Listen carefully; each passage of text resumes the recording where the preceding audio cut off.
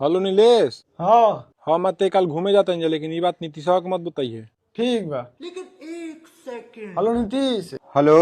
हम हमना कल घूमे जाता नहीं जा अच्छा तो ओकरा से मत बताइए कि हम तोरा के बता देले बनी। ठीक बा, ना बताइम।